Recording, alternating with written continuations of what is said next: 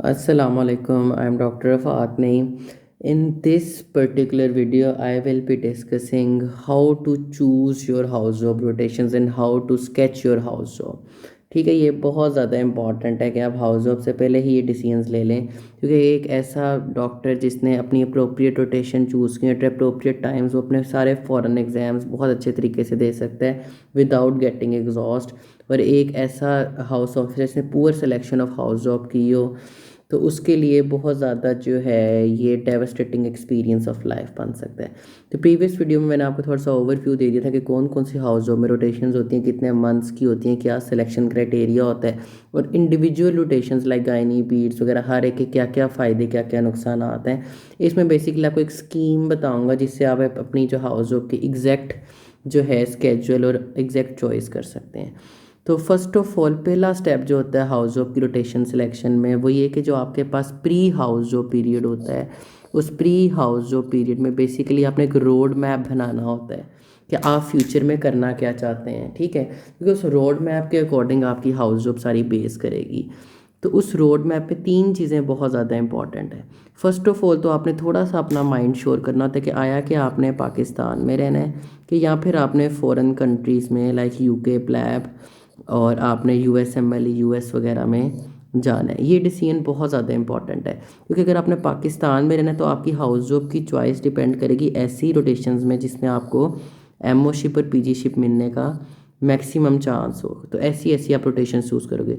दूसरी बात, अगर आपने पाकिस्तान में रहना है तो आपका होता है कि हाउस जॉब के दरमियान आप मैक्सिमम लर्न कर सको। अब मैक्सिमम लर्निंग के लिए मैंने प्रीवियस वीडियो में भी बताया था कि मेडिसिन के साथ मेडिसिन लाइड में फिर यूजुअली पीड्स और कार्डियोलॉजी या फिर एनेस्थीसिया इनमें से कोई चूज़ करते हैं और सर्जरी लाइड में फिर अगर आप लड़की हो तो आपको गायनी चूज़ करनी चाहिए, अगर आप लड़के हो तो फिर आप ईएनटी यूरोलॉजी या फिर ये दोनों जेंडर्स जो है वो एनेस्थीसिया इसमें से कोई सर्जरी लाइट चूज़ कर लेते हैं। लेकिन अगर आपने बाहर के एग्ज़ाम्स देने आप house job just for the sake of money and experience कर रहे हो तो फिर आपको अपने एग्ज़ाम के अकॉर्डिंग रोटेशन चूज़ करनी पड़ेगी और एटलीस्ट आपको 1 to 2 ईजी रोटेशन चूज़ करना पड़ेगा। जैसे मैंने अपने प्रीवियस वीडियो में बताया था कि जैसे हम मेडिसिन एंड अलाइड की बात करें तो मेडिसिन एंड अलाइड में आप साइकाइट्री चूज़ कर सकते हैं, आप डर्मा चूज़ कर सकते हैं। अगर सर्जरी लाइड की बात की जाए तो सर्जरी लाइड में आप इजी लाइक आई चूज़ कर सकते हैं, लाइक ईएनटी चूज़ कर सकते हैं। कुछ हॉस्पिटल में ईएनटी रिलैक्सड होती है, लाइक पीडियाट्रिक या कार्डिक सर्जरी चूज़ कर सकते हैं। तो ये तो बहुत ज़्यादा डिपेंड करता है कि आपने पाकिस्तान में रहना है फॉरेन कंट्रीज़ में रहना है। ठीक है, एमओशिप में जो रोटेशंस हेल्प आउट करेंगी या जॉब लेने में उसमें मैंने आपको बताया था कि उसमें ख़ास तौर पे पीड्स गायनी ईएनटी यूरोलॉजी एनेस्थीसिया इनका बहुत ज़्यादा फ़ायदा होता है कि ऐसे पेशेंट जो साइकाइट्री और कार्डिक सर्जरी करके आया और एक ऐसा मतलब जो गायनी और पीड्स करके आया तो they will prefer a doctor having rotation in पीड्स and gynae. फिर दूसरा इंपॉर्टेंट बात ये है कि आपको ये मैं पहले भी बता चुका कि अगर तो अपने पाकिस्तान में रहना है तो आपका एफसीपीएस हाउस जॉब से पहले नहीं हो सकता। आप हाउस जॉब एफसीपीएस के लिए एलिजिबल ही होते हो आफ्टर हाउस जॉब। लेकिन अगर आपने यूएसएमएल देना है उसका कोई स्टेप देना है या फिर अगर आपने प्लैप करना है तो अपने एग्ज़ाम डेट्स का माइंड में स्केच बना के रखें। फॉर एग्जांपल मोस्टली जिन्होंने प्लैब देना होता है वो सोचते हैं कि हमने ओईटी देना और फिर प्लैब 1 बुक करवाना है। तो जिन्होंने ये करना होता है उनके लिए बेस्ट ये होता है कि वो ओईटी के लिए फ़र्स्ट रोटेशन ईजी रखें और प्लैब 1 के लिए लास्ट रोटेशन को ईजी रखें। ठीक है, इस यूएसएमएल अगर आपने देखना है तो आपने जिस तो बेहतर है कि आपने जब यूएसएमएल आप प्लान कर रहे हो तब आप ईजी रोटेशन रखो। अगर आपने पाकिस्तान में रहना है तो कोशिश करें कि जो फोर्थ रोटेशन है तब तक आप बहुत एग्जॉस्ट हो चुकी हो तो एफसीपीएस का पढ़ना स्टार्ट कर दे तो वो आप ईजी रखो। तो एग्ज़ाम डेट्स बड़े मैटर करती हैं, आपका फ्यूचर का रोड मैप बहुत ज़्यादा मैटर करता है। फिर जो थर्ड इम्पॉर्टेंट जो पैरामीटर जिस पे आप डिसाइड करते हो वो बेसिकली कि फ्यूचर फील्ड्स का आपने फ्यूचर में किस फील्ड में जाना है। फॉर एग्जांपल अगर आपने गायनी में जाना है तो ऑब्वियसली फिर आप गायनी में मैक्सिमम अपनी एफर्ट प्लेस करोगे। ठीक है, तो आप गायनी तो चूज़ करोगे ही करोगे, लेकिन आपको पता है फिर गायनी के साथ आप थक जाओगे तो मेडिसिन एंड लाइट आप इजी चूज़ कर लोगे।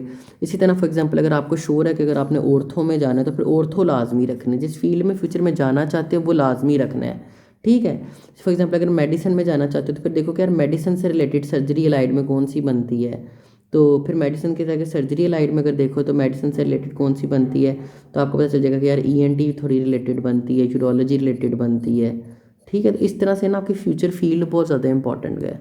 फिर इन 3 चीज़ों का अपना रोड मैप कैरियर का डिसाइड करने के बाद अगला स्टेप है कि you ask the right questions, कि आप जिस भी हॉस्पिटल में जा रहे हो आपने ये 3 चीज़ें उन रोटेशंस के बारे में लाजमी पता करनी है कि आया कि इन 3 एलिमेंट्स का क्या स्टेटस है, क्योंकि ये आपके हाउस जॉब के एक्सपीरियंस को काफ़ी होलसम या फिर डेवस्टेटिंग बना सकती हैं। उसमें सबसे पहले आता है working atmosphere. Trust me house job आपकी लाइफ का one of the most memorable experience होता है, लेकिन अगर वर्क प्लेस पे वर्किंग एटमॉस्फेयर टॉक्सिक हो तो चीज़ें बहुत ज़्यादा मुश्किल है। तो इन 3 क्वेश्चंस का आंसर करने के लिए बेहतर है कि आप उस वार्ड में जो हाउस ऑफिसर्स मौजूद थे उनसे उनसे आप इंटरव्यू करें कि आपका एक्सपीरियंस कैसा रहा है। वर्किंग एटमॉस्फेयर में बेसिकली ये कि कई दफ़ा ऐसा होता है कि पीजीज़ बहुत ज़्यादा टॉक्सिक होते हैं, ठीक है।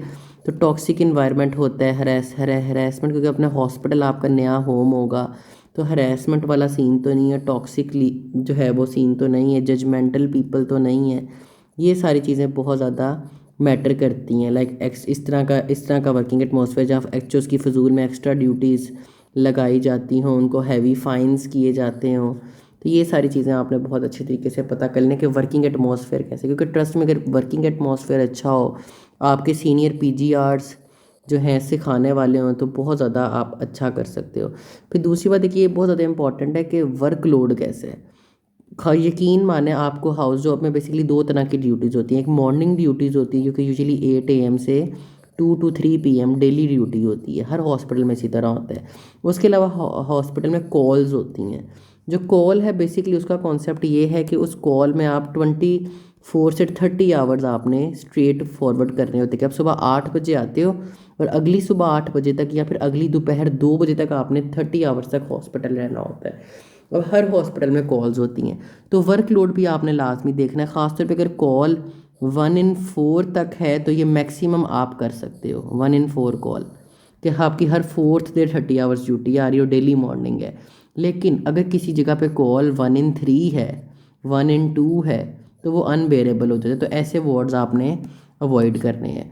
बेहतर है कि ऐसी जगह पे जाएं जहाँ 1 in 6 कॉल, 1 in 5 कॉल, जो कि बड़ी ईजीली आप कर सकते हैं हाउस ऑफिसर्स के लेवल पे, 1 in 6, 1 in 5। तो आपने ड्यूटी रोस्टर पूछे ना, क्या ड्यूटीज़ किस तरह की हैं। एक तो कि ड्यूटी आवर्स कितने हैं, कॉल हफ्ते में कितनी आती हैं, हर डॉक्टर को कॉल का वर्ड पता होता है, हफ्ते में कॉल्स कितनी आती हैं। दूसरी बात आपने देखना कि यार वर्कलोड कितना है, कि ऐसा तो नहीं कि काम बहुत ज़्यादा है और आप बहुत ज़्यादा आपकी फिजिकल मेंटल हेल्थ से ज़्यादा हो। फिर थर्ड पॉइंट मैटर करते हैं कि लर्निंग एटमॉस्फेयर कैसे है। Again this is very important. Learning atmosphere में ख़ास तौर पे आपने देखने के आया कि कोई जो पीजीज़ हैं वो कुछ सिखाते हैं कि नहीं सिखाते, कंसल्टेंट्स राउंड पे सिखाते हैं कि नहीं सिखाते। क्योंकि ऐसे यूनिट में चले जाना कि बस आप सुन लो कि यार पीड्स में बड़ी लर्निंग होती है, और पता चले कि पीड्स का वर्किंग एटमॉस्फेयर बड़ा टॉक्सिक हो, वर्कलोड भी बहुत ज़्यादा हो और पीजी सिखा भी ना रहे हो, तो फिर तो कोई फ़ायदा नहीं है।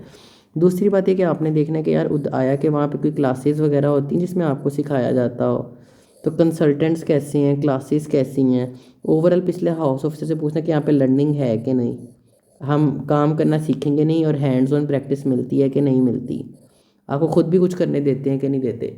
तो ये 3 क्वेश्चंस बहुत ज़्यादा इंपॉर्टेंट हैं जो कि आपको फर्दर हेल्प आउट करेंगे कि आपने कौन सा यूनिट चूज़ करना है। कि अपना पहले अपने अपने कैरियर का रोड मैप बना के एक स्कीम बना के, यार मुझे दूसरी ईजी चाहिए, तीसरी हैक्टिक चाहिए, यार मैंने इस फील्ड में जाना है, यार मैंने पाकिस्तान में रहना है तो मैंने सीखना, मुझे एमओशिप वाली चाहिए। फिर आप अगली बात देखें कि इन जिस वार्ड में जाने उनके बारे में ये क्वेश्चन पे जज करें।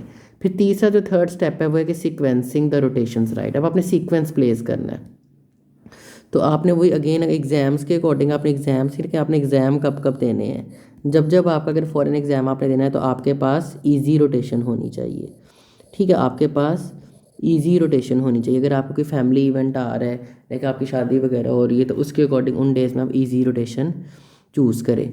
दूसरी बात ये कि अगर आपने फॉर एग्जांपल यूजुअली पाकिस्तान में रहना है तो कोशिश करें कि 4th रोटेशन जो है तब तक हाउस ऑफिसर्स की बस हो चुकी होती है। तो जो आपकी लास्ट रोटेशन होगी कोशिश करें कि वो कंपैरेटिवली ईजी या फिर चिल टाइप हो, ठीक है। तो ये बेसिक सा थोड़ा सा फंडामेंटल था कि रोटेशन को सीक्वेंस कैसे करना है, कौन कौन सी चीज़ें आपने देखनी है, और दूसरी बात आपके कैरियर का रोड मैप हो। तो ये बेसिकली हाउस जॉब की रोटेशन सिलेक्शन के बारे में कंप्लीट गाइड है। इसके अलावा भी अगर आप कुछ पूछना चाहते हो तो आप मेरे सपोर्ट नंबर पे कांटेक्ट कर सकते हैं, तो मैसेज मेरे तक इंशाल्लाह कन्वे कर दिया जाएगा, and I will try my best to help you out. Thank you so much.